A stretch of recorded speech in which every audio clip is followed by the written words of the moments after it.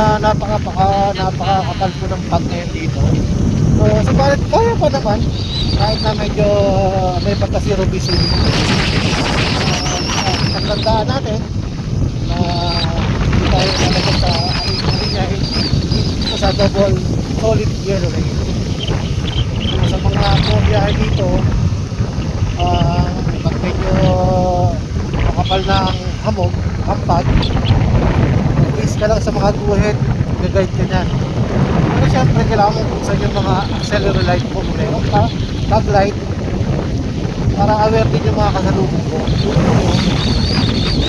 Tignan mo naman gano'ng kataas yung ano yung pag. Diba? Pero dahil na mga taong gala kami, hindi alintana at palakit sa amin ng ganitong klaseng panahon.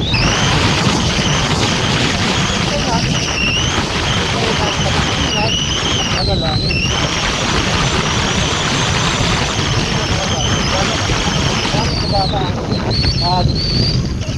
So kung medyo malabo na mata mo, huwag ka lang tumuloy.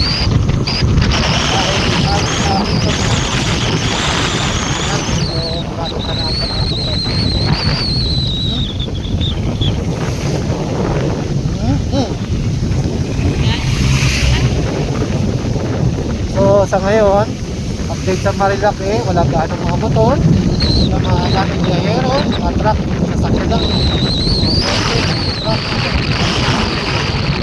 Pero ilan din mga nagpamotor. As of now, sa naranasan namin katulad, pero yung iba masarap na. Tignan nyo naman po ang pinakasikat na kurbada dito. Walang mga kamote ngayon. Tahimik, walang mga kamote. Walang nangangamote ngayon sa mga kurbada.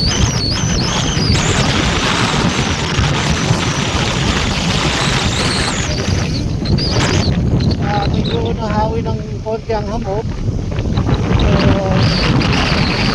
Nakapagsunod na lupa.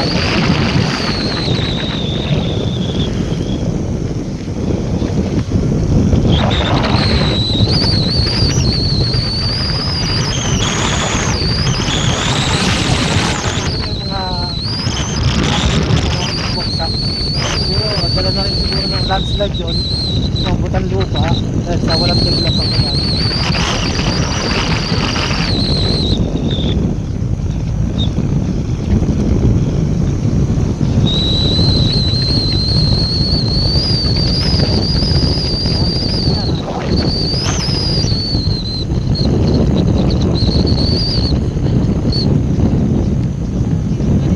Diyan pa rin yung sasakyan na tumawag. Sayang, bakit kayo hindi nakinuha yun? Pero yung power plant na magiging ng Tanay. Parang tinatayo yung windmill ng Tanay. Sa mga na naman.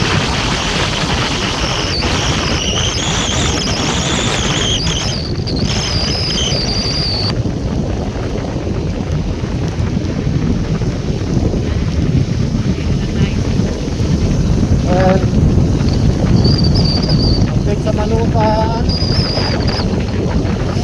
may Talbay, dalawang motor na at saka siyempre si Manong Gala, pinawawala po si Manong Gala. Yan si Manong